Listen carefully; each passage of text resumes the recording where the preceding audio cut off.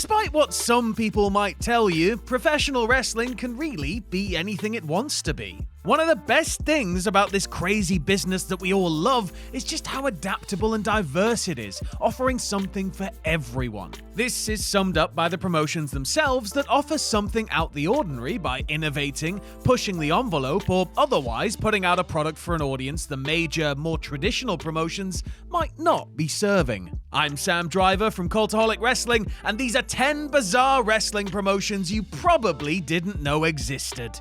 Join us! Number 10, the Power Wrestling Alliance. The first time Sting and Shawn Michaels shared a wrestling ring wasn't at WrestleMania 31, but at a Power Wrestling Alliance show in 2003. Based on the Christian Power team and run by born-again former WWE star Ted DiBiase, the Power Wrestling Alliance was a short-lived promotion that attempted to use wrestling as a vehicle to preach the word of God. In the one show of theirs that was filmed, a show that was much more about sermons and testimonials from saved stars like Road Warrior Animal, Sting was beaten up by Buff Bagwell and Greg Valentine, only to be saved by the Heartbreak Kid. However, the Stinger was then attacked by his demons, 3 wrestlers in red face paint, and tied up in chains. It was only after seeing a vision of Jesus Christ himself that the icon was able to, quite literally, break free of his chains. Symbolism, innit? The Power Wrestling Alliance seemingly only promoted a few of these clean-cut good versus evil events, which featured other names from the past like Rick Steiner,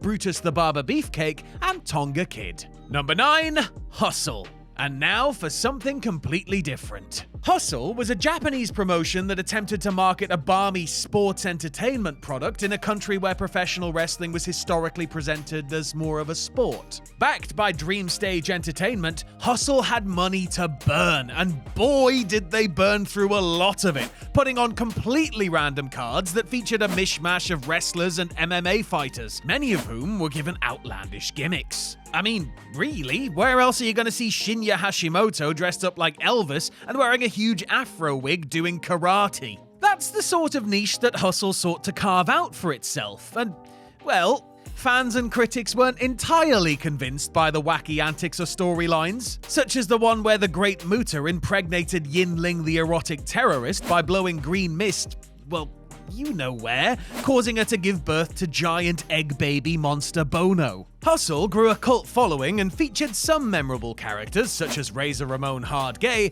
but it was never gonna be around for the long term. Don't cry because it's over, smile because it really, actually happened. Number 8, Women's Extreme Wrestling. Women's Extreme Wrestling, sometimes called Women's Erotic Wrestling, was for the wrestling fan who had already worn out his Best of Bra and Panties Matches Volume 3 VHS tape. Emerging in the early 2000s, WEW promoted shows in East Coast cities like New York and Philadelphia, including at the old ECW Arena. And as far as what those shows offered, well, it was mainly an excuse to put on a bunch of matches featuring mostly barely trained and sometimes completely untrained women who would invariably remove some, if not all, of their clothing. Yes, a chunk of the roster was, scouted from the world of adult entertainment and strip clubs. As well as some of the worst in-ring action you'll ever see, WEW flaunted their non-PC ways with offensive storylines and characters, as well as reveling in its low-rent presentation with a knockoff Rock, The Smoke, and Steve Austin, Ice Cold Billy Austin. Some genuine talent, such as Alexis Lurie and Talia Madison, did pass through WEW on their way to bigger and better things, but the promotion was really just a gratuitous excuse to peddle TNA before it finally closed its doors in 2008. G.I. Ho, we barely knew ye. Number 7, Naked Women's Wrestling League. Oh, alright then, let's just crack on with the smut, shall we? When you've worn out your Best of Bra and Panties Matches Volume 3 VHS tape, don't have access to WEW, and you're bored of the 10-minute free view on Television X, I suppose it's time to turn to the Naked Women's Wrestling League. Presented by Carmen Electra, the one-time girlfriend of former NWO member Dennis Rodman, so I suppose there is a tenuous wrestling connection there, the Naked Women's Wrestling League gave you, naked women who wrestled. Most of the time anyway, because not all the matches featured full frontal nudity. And Jimmy Hart was there too, because why wouldn't he be? The nude graps were meant to be titillating, but after extensive research, I can confirm that they were really anything but. Some of the wrestlers had training, some of them didn't, and it was filmed in front of about 40 sickos who should probably be on some sort of register. The promotion didn't last long, though it did last long enough to be sued by Elektra, who was reportedly paid $100,000 to put a name to this absolute garbage. Number 6. Choco Pro. Initially launched by Emi Sakura in Thailand and called Bangkok Girls Pro Wrestling and then Gato Move,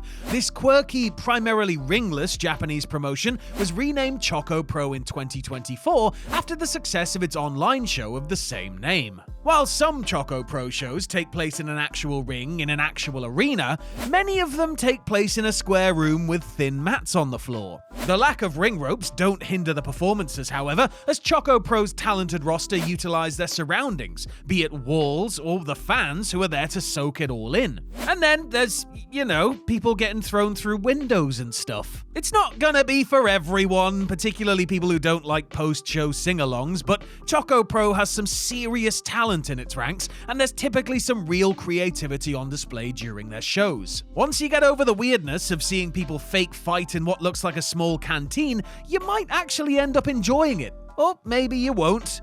Either way, it's goofy fun that caters to a small, dedicated audience who all seem to be having a ball watching it. Number 5. Soft Ground Wrestling. Alright, if you've got access to Twitter, no, I won't be calling it X, then odds are you've seen clips of soft ground wrestling. But it is worth highlighting just how wonderfully bizarre the SGW phenomenon is. Founded in 2023, Soft Ground Wrestling caught the attention of the online world when it began posting clips of its events, which were held in a ring that comprised of a muddy dirt floor surrounded by nylon ropes tied around bamboo posts. The presentation was rudimentary, yes, but the SGW wrestlers were, dare I say it, actually quite good. Obviously, they had little in the way of proper training, but they had passion, and their enthusiasm was infectious. Major stars like Will Ospreay were soon bigging up SGW on social media, while Seema and Mansoor and Mason travelled to Uganda to see what all the fuss was about in person. There have been controversies surrounding soft ground wrestling, and many have brought up obvious safety concerns, but SGW is undoubtedly entertaining, and really, isn't my entertainment the most important thing? Number 4. Kaiju Big Battel. Kaiju Big Battel, also known as Live Monster Wrestling, is an equal parts ridiculous and hilarious promotion that presents matches that are more like performance art inspired by classic Japanese monster movies. The brainchild of Rand Borden, Kaiju Big Battel originated in 1994, but has grown considerably from its humble roots and has sustained a cult following of people who enjoy the pageantry of seeing these elaborately costumed creations fighting for supremacy in a ring filled with miniature buildings. Anyone showing up for a Kaiju Big Battel event isn't going to be in the market for crisp holds or watertight psychology. They're there for a scaled-down spectacle that's patently kitsch and succeeds on the strength of its characters. Characters like Dr. Cube, the disfigured plastic surgeon who hides his face under a plastic box, and French Toast, the giant waffle who speaks with a French accent. Kaiju Big Battel has consistently attracted media attention over the years and continues to run regular shows. They draw good crowds and people have fun, though they draw a lot better if they put the belt on Burger Bear, if you ask me. Number 3. Mat Rats. With WCW and ECW going out of business in early 2001, Bruce Hart saw an opportunity to create a new hip promotion for the new millennium. Based in Calgary, Alberta, Canada, one of the most unique things about Mat Rats was that its wrestlers would all be between the ages of 14 and 21. Which is obviously mental, but I guess the idea was to give them a proper ring to wrestle in rather than somebody's backyard. And this ring would have platforms on the turnbuckles to better facilitate high-flying action, something that future stars like Jack Evans and Teddy Hart would take advantage of. Other so-called Mat Rats included Rene Dupree, Tyson Kidd and Natalya Neidhart. Commentary was handled by Mauro Ranallo, Don Callis, and Joey Styles. Eric Bischoff was involved at one stage, tasked with finding a TV deal that never came to be, presumably because networks weren't keen on a show that featured barely trained kids performing dangerous moves and stunts. Mat Rats never really got off the ground, and very little footage of it exists. It was an entertaining concept, but hardly surprising that it didn't work out. I mean, Eric Bischoff was involved with it after all. Number 2, Hoodslam. Just as an aside before we get started on this point, there are very few promotions I would travel half the world to see, but I would do it for Hoodslam in an instant if I had the money. If you want to get an idea for the vibe of the promotion, simply watch the We Don't Care #Hoodslam video from 2017 that they uploaded to their main channel. But anyway, founded by indie wrestler Dark Sheik, Hoodslam is an Oakland, California-based indie promotion that presents a show that's certainly adult in its content. Hoodslam specializes in profanity, sexuality, and unusual characters such as Bugs Bunny parody Drugs Bunny and Pooh Jack. Yes, that is a cross between New Jack and Winnie the Pooh, thanks for asking. A rough and rowdy night of mature entertainment, Hoodslam shows will often include interspersed performances by other acts such as rock bands and burlesque. Everything is turned up to 11 at Hoodslam, which has become very popular and routinely sells out its 1,000 capacity venue. While the emphasis is on fun and giving the performers an outlet to express their creativity,